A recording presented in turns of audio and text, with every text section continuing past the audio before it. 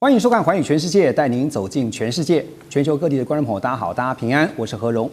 两岸大事国际焦点深度剖析，打开视野。透过 YouTube 收看朋友，请您帮我们按赞、订阅、加分享，动动手开启小铃铛。也欢迎您告诉我们在哪个城市打卡收看。欢迎大家多多的留言，表达您的观点与意见，跟我们交流一下。当然，别忘了帮我们热推一下。好，来欢迎今天3位来宾。首先是前立委雷倩，倩姐好。主持人好，观众朋友大家平安。另外是美国共和党前亚太区主席方恩格 Ross， 大家好。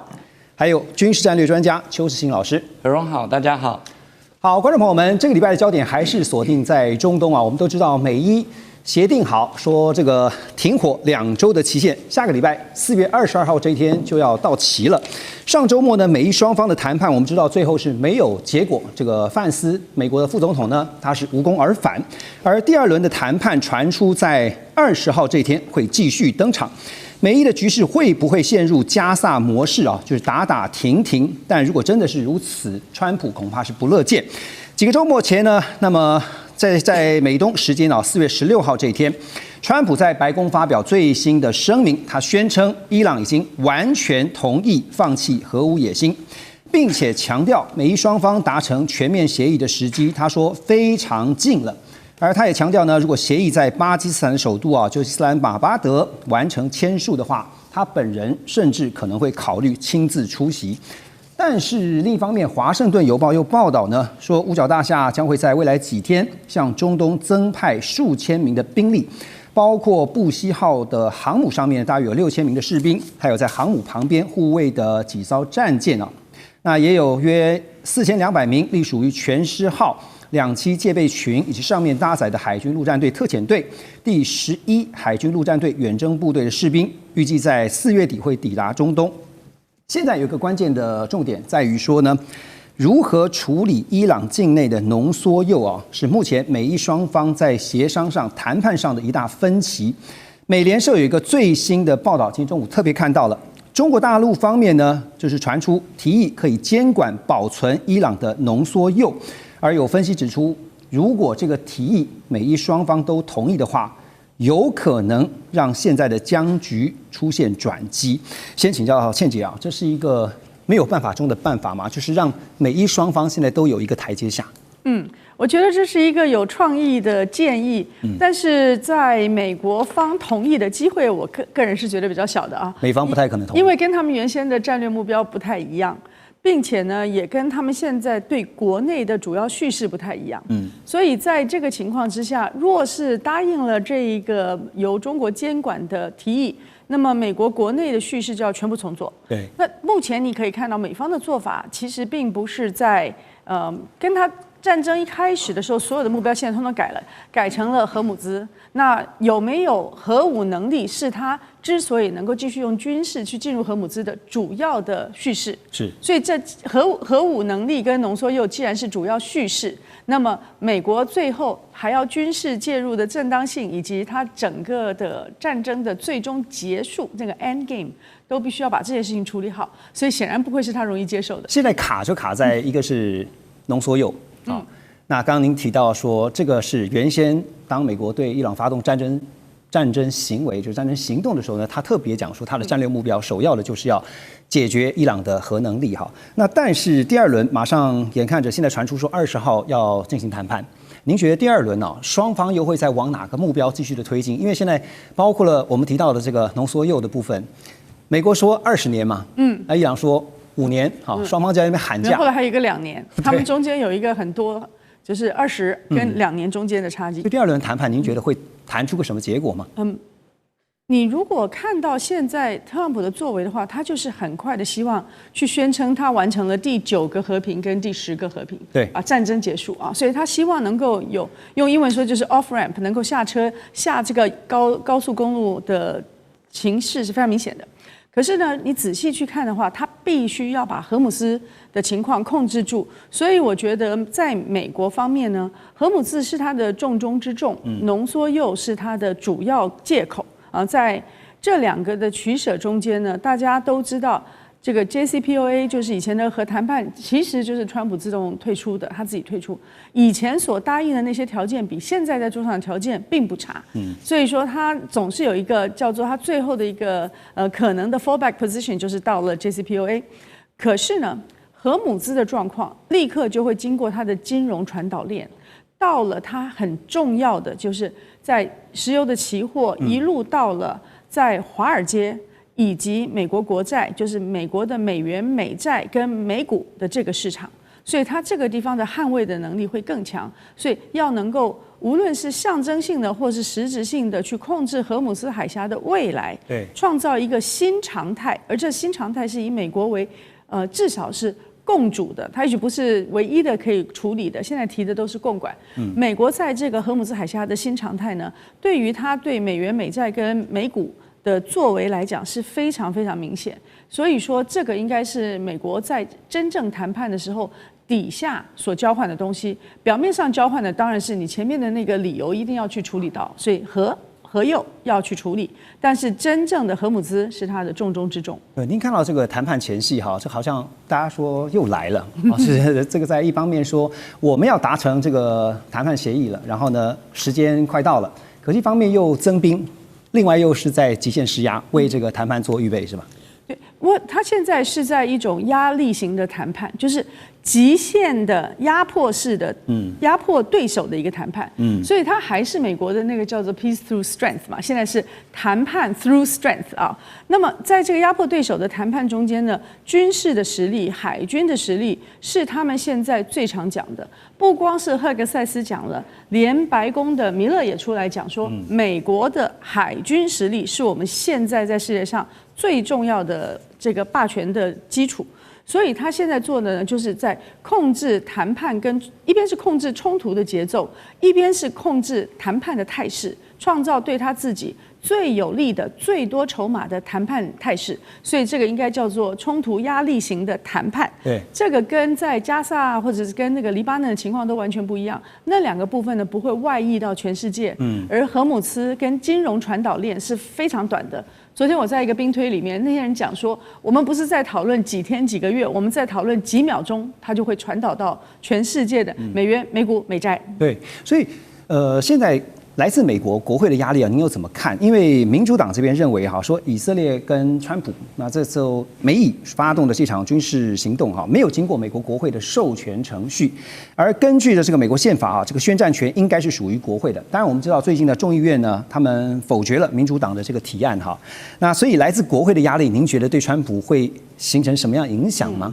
这个我想两位都很清楚，应该是2个月之内他要得到正式授权，否则他就不可以。就60天嘛。对，但是他在过去的每一件事情上面，即便是国会施压了，他也可以转个弯。对，就好像在关税谈判一样，他就转个弯。所以我认为国会的压力对于川普来讲，只是一个路上的路障而已，他随时可以跨过。Ross 也这么认为，国会的影响不大。真的不大，因为这个提案没有通过，然后很多人还是对这个相关，不管是宪法或相关的70年代的相关决议，对，有不同的解读。但是有一个重点，即使通过国会，总统也可以不理，那国会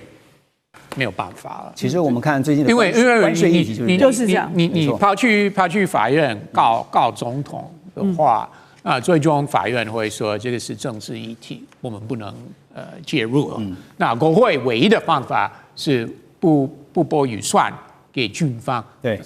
哪有敢了？而且目前2院还是共和党多数的，所以川普也知道这件事情。那当然，对川普来说，最理想的情况是国会2院通过决议支持他这次行动，但是如果没有的话，那这个否决也没有通过，也是对川普来说是 OK， 那这件事情就结束了。结论就是没效嘛，对不对？我觉得这个真的就不会影响到川普的军事行动就对了。OK， 好，你提到这边呢，我继续请教你哈，因为有人说这个也是没效啊。我们要说的就是呢，除了现在川普特别强调说美伊马上就要达成协议了哈，他也告知全球说，在他的居中斡旋以下呢，以色列跟黎巴嫩正式同意停火10天。而川普也强调说呢，他跟黎巴嫩总统还有以色列的总理纳坦雅胡分别都进行了非常顺利的通话，他形容是非常顺利啦。那为了实现两国的和平呢，这2位领导人也同意在美东时间16号下午5点开始呢就停火10天。但是根据以色列和黎巴嫩驻美大使14号他们在华府会商的情形来看，因为现在看到的是以色列的总理纳坦雅胡他表态了，他说呢2个重点，第一个，以色列呢这次呢打黎巴嫩呢就是为了要彻底的解决跟解散真主党。第二个就是以色列会透过实力达成持久的和平。当然，真主党就谴责这个会谈呢根本就是投降哈。所以你可以看到，虽然说现在在停火的10天，可是以色列跟黎巴嫩似乎还有得打。纽约时报的独家也说呢，以色列最近放出信号说就算现在的冲突结束，也计划要占领以色列目前打下来这个他们说要缓冲区的大片土地。好。所以我的问题就是，停火10天马上就要到了，停火10天之后，你觉得接下来是继续打吗？如果不是近期之内继续打，那时候会打。只要真主党还在，只要真主党还是一个拥有武器的武装团体，那早晚会再打。所以你觉得就是继续打就对了，只是先停火10天。不一定是在将来几个礼拜或几个月，但是如果真主党不放弃他们武器的话，那早晚还是会再打。为什么呢？因为真主党，我看他们的历史啊，他们定期就会开始攻击以色列北部了。虽然很多以色列人是不喜欢内塔尼亚胡，连今年选举他能顺利连任成功是一个问号，但是对于处理真主党这个问题，以色列人是非常非常团结。好，所以你觉得以色列现在的目的就是要比照占领加萨，然后呢实质并吞在黎巴嫩现在他们所打下来，号称是要作为缓冲区的大片土地，而且是长期占有，是这样子。如果以色列占领一个缓冲区的话，在 Lebanon 的南部的话，这个是会有多数以色列人的支持，其实其他的国家也会支持，因为他们知道有2个选择。那第一个最理想的选择是真主党放弃武器，那如果没有的话，那就以色列就要保护国家，就有这个方法。那以前以色列是占领黎巴嫩南部的一个缓冲区，那你觉得后来有撤离了？真正的目的是什么？这次打黎巴嫩，你说以色列嘛？对。是国家安全，这个很简单。好，国家安全，邱老师觉得呢？以色列号称是要为了国家安全。我们应该这样说，就是以色列跟黎巴嫩南部真主党之间的纷争其实已经很久了。那我们就简单说，就是其实这个决定不令人意外。为什么？因为以色列在这场对伊朗的战争里面，推翻伊朗的政权没有达成目的，拿掉伊朗的长程弹道导弹的能力没有，拿掉伊朗制造核武的能力，目前还卡关，也还看不到。那对纳坦雅胡来说，他必须要对国内有交代，尤其是以色列军方，所以他必须要在黎巴嫩南部发起另一波的攻势。那其实我补充一下 Rose 刚刚讲的，就是当然纳坦雅胡或者是以色列目前都宣布说他们要比照加萨的方式去占领黎巴嫩南部，但我必须要回到真实的情况跟现实的情况。如果做得到，就不需要说出来。没错，事实上就是整个在黎巴嫩南部的军事行动，以色列损失非常非常的大，而且进展也非常的不如原本的预期。所以前2天纳坦雅胡才跟以色列国防部跟以色列参谋总长一起到黎巴嫩南部去，实际上现场去看。那真主党并不是一般的武装团体，真主党是一支军队。那我们只能继续观察，但我对这个附带的，就是在跟伊朗的停火，然后现在衍生出来，以色列跟黎巴嫩在华盛顿谈这停火的10天。那其实你跟黎巴嫩政府谈一点意义都没有，因为黎巴嫩政府管不到真主党。但是我们从目前真主党所发布出来的讯息，我们知道真主党尊重这是黎巴嫩政府跟以色列达成的协议，所以真主党也停火。目前情况大概这样。就是我要回应一下邱老师，因为他刚说是黎巴嫩政府是管不到这个真主党。其实如果黎巴嫩中央政府下决心，我们终于要处理这个问题，美国会支持你觉得处理得了吗？其他的国家，波斯湾国家钱给黎巴嫩政府都会到了。问题是，这个是一个政治问题，是一直以来黎巴嫩中央政府不敢。那如果他们真的下决心，我们要处理这个问题，为了我们国家，这个不是不管以色列的事，不管美国的事，为了我们国家好，我们要处理这个非法武装团体的话，其他的国家通通都会支持。所以邱老师也是觉得10天到期之后会继续打。目前看起来应该跟以色列跟真主党的形势，必须要跟整个中东稳定的形势一起看，因为整个美国跟伊朗的情况，如果要停火的话，伊朗一直坚持哈马斯的问题，那真主党的问题必须要一并解决，所以现在这两个东西不能脱钩看。那我认为在朝着局势缓和的情况底下，真主党会退让。OK， 好，我们先休息一下，等一下回来继续聊。中美互动牵动全球，美中竞争，地缘争霸，外交、军事、科技、经济，多元观点，权威分析，一同掌握2026全球新秩序、新赛局。每周6日，寰宇全世界带您走进全世界。好，回到节目现场，我们持续来关心，在这次的美伊对抗当中，似乎也出现了一种这个不对称战争的新剧本啊。怎么说？因为根据《金融时报》呢，在右边我们看到他们所公布的卫星照片啊，说这个伊朗击落或造成损伤美国这边大约有20架的军机，甚至包括了最先进的 F-35A 啊，这个隐形战机，那是靠着2家企业的卫星服务，而且呢，伊朗才花了新台币，就折合新台币大约是11.25亿左右。其中有一颗卫星呢，是中国大陆的这个地球之眼1号，它的缩写是 T1101B 这个卫星。这个卫星呢是在2024年年底从中国大陆发射升空之后，就转交由伊斯兰革命卫队航太部队来接手运作啊，是租用的方式。那这颗卫星呢是具备在轨高解析度的卫星，可以支援农业、海洋监测还有灾害防治相关的应用。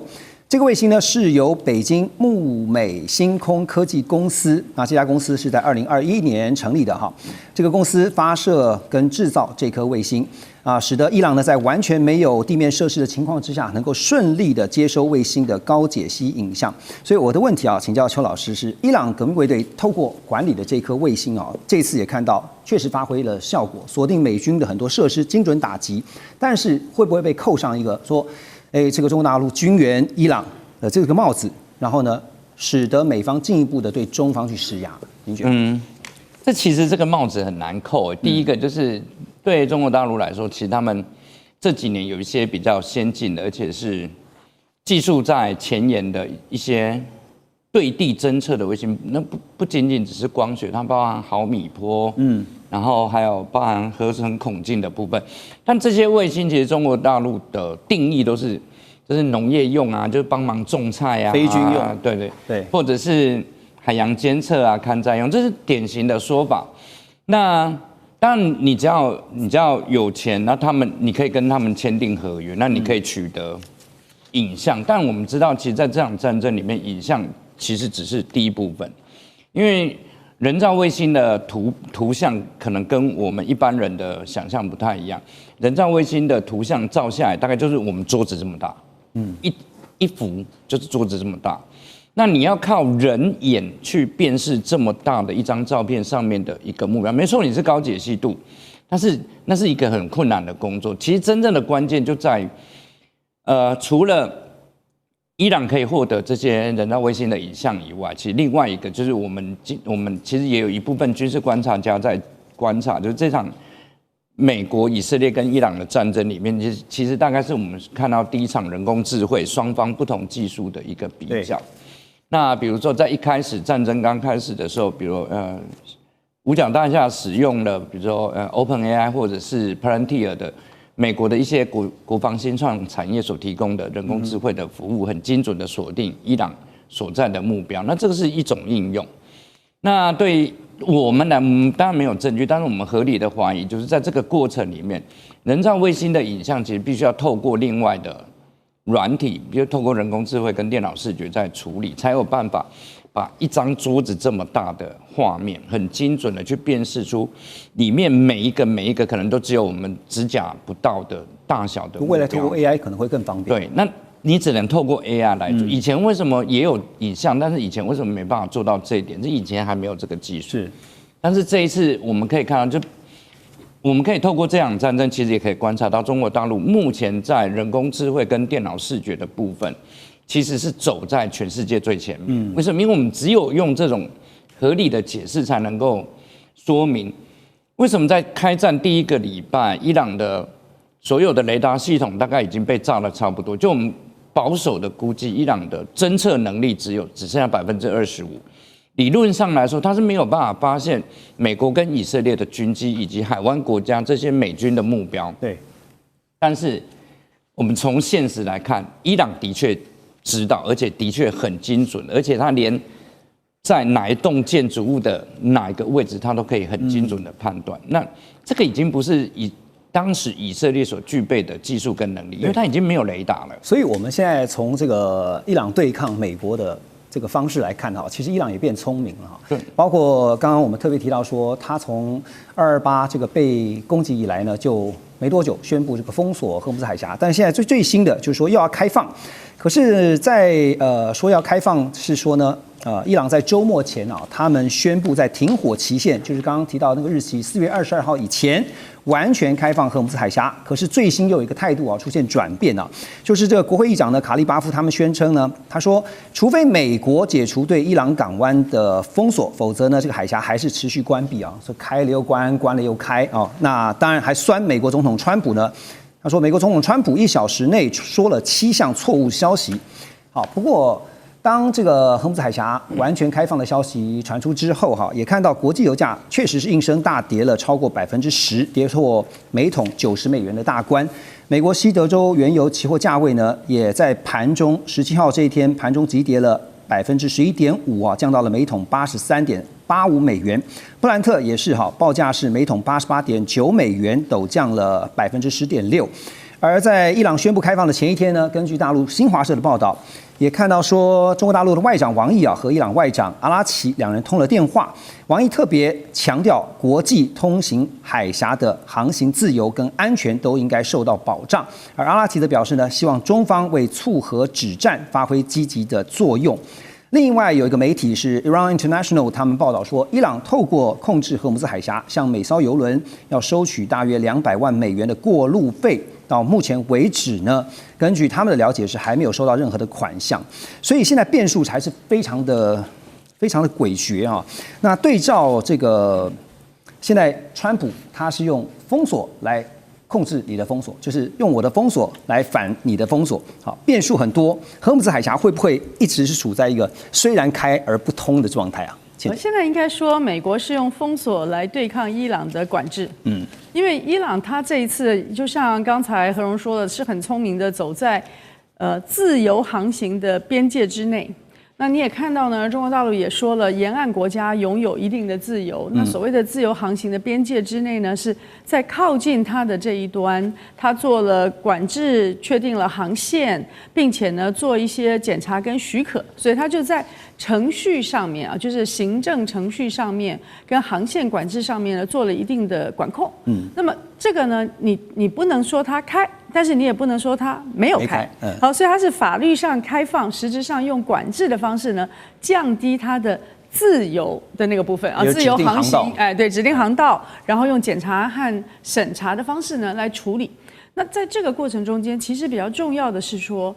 对于美国来讲，你刚刚特别讲的那个油价上上下下大动，其实油价它最重要动的，因为它都是以期货带现货，最重要的动的就是对风险的认知。当风险的认知一改变的时候，这个定价机制就进来了，那个 price premium 嘛，就是风险溢价，就会影响它的价格。所以你现在看到一天可以增加那么多，一天可以少那么多，你就知道这跟供需没有绝对的关系，而是大家认为这个战事会拉多长。会在什么情况之下解决？它的风险到底是多少？那风险里面包含了产油国的、买油国的，包含了产储运的，就是运油国的，还包含了其中所有的保险，这些都会增加各种各样的风险溢价，最终呢还有交易方的。所以说，我觉得现在在这个情况之下呢，荷姆斯如果是开开关关、打打停停的状况，其实我们就会必须要进入一个新常态。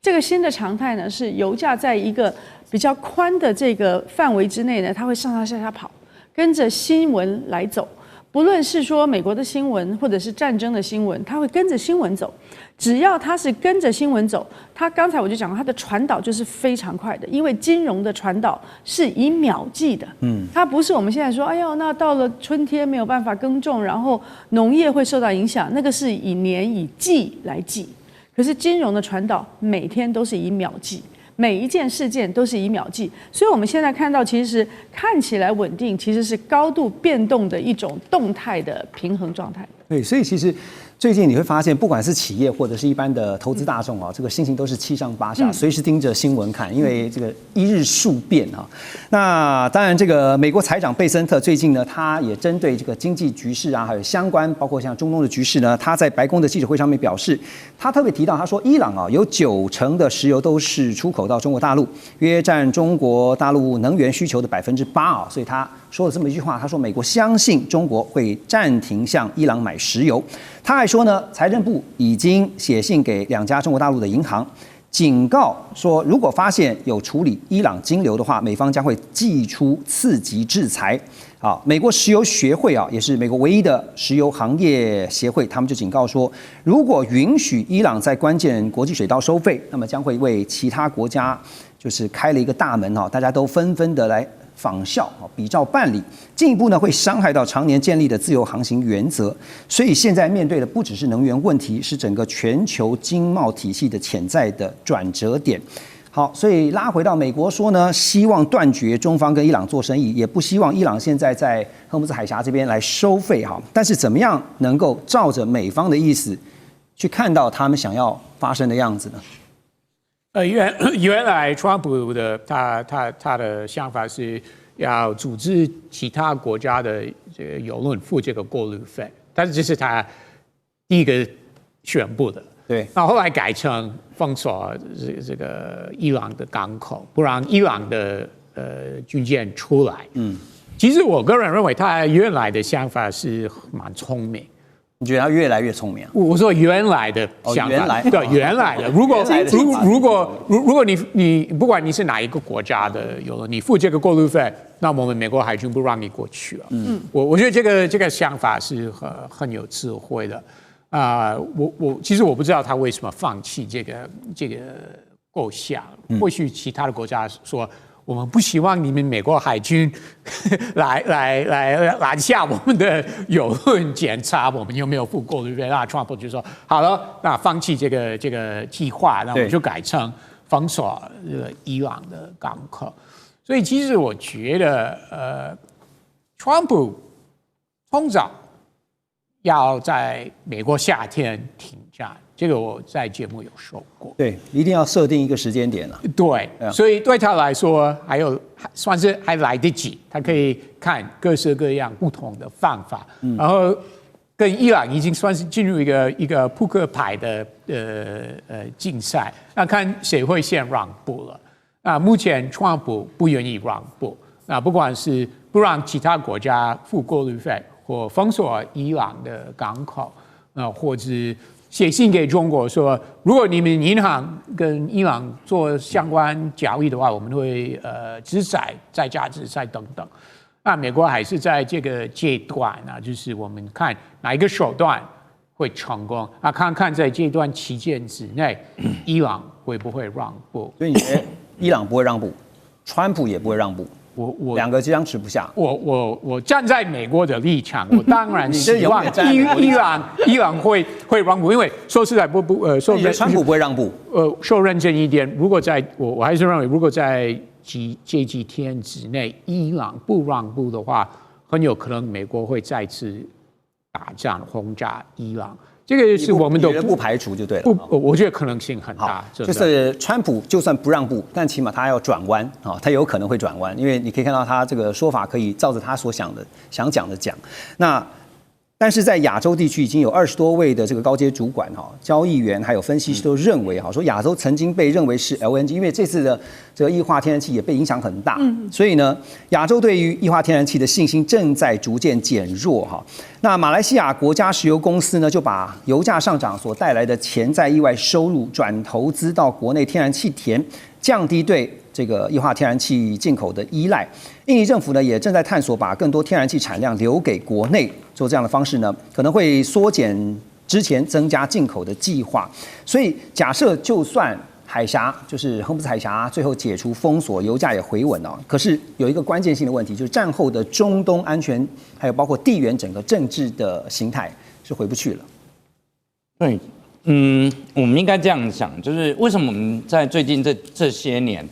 就发电的比重液化天然气会越来越高？其实是因为更早之前，我们一直有一个国际上主要的讨论，就是为了环境保护，为了因为液化天然气对碳排放造成的冲击就没有煤炭或者是没有烧油那么高，所以鼓励大家。那时候曾经液化天然气还被我们称赞为是一种干净的能源，但是液化天然气因为它天生储存跟运输都是困难的，所以一般国家当然不太可能。你战备的纯油很容易，但是你液化天然气你要拉到像纯油这么高的库存，一般国家大概承受不了。那这是你过度使用，你的发电比例里面液化天然气占比过高，这天然的脆弱点是这样子。那我们要看说，那万一这场战争如果结束之后会怎么办？第一个，我想在这一波大家惊吓过以后，液化天然气未来占全世界各国的发电比例一定会下降。那可能原本已经规划的或者是原本计划的这些发电机组量可能会被会开始往下修。那这是第一个。第二个就是在这次的战争之后，其实有一些液化天然气生产主要的国家，像卡达，那液化天然气生产设施其实是很脆弱的，当它在承受战火的承受能力，可能跟其他的石油生产设备又不一样。那这也导致说，即便是战局稳定下来，液化天然气的出口量可能会比石油出口量要拉得更长，才能够补得上来。那整个中东的架构，我们只能说，川普在一个不应该开打的时间去打了这场仗。那他打这场仗，理论上来说就推翻了很多我们过去传统地缘政治或者一些地缘战略的报告做的评估。比如说，当中东发生战争的时候，理论上来说，我们看到非常多的报告都是中国受伤会最严重，但这场战争其实发现，这些评估基本上都是倒着来的。对，那也会带动新一波，就未来中东的地缘政治会怎么样改变，我们不知道。但美国还能不能像这次战争之前在海湾国家有得到绝对的话语权，我想可能都不知道。但唯一我们可以确定的是，伊朗被美国这一打，就变成中东的强权，这大概是免不了的。就简单也做个结论，就是战前的这个态势现在绝对是回不去了我刚刚也特别听到倩姐的分析就是全球因着这个美伊的战争呢，不管在石油天然气的这个供应方面呢，未来也就要习惯了一个新常态的来临。我们休息一下，马上回来。中美互动牵动全球，美中竞争，地缘争霸，外交、军事、科技、经济，多元观点，权威分析，一同掌握2026全球新秩序、新赛局。每周6日，寰宇全世界带您走进全世界。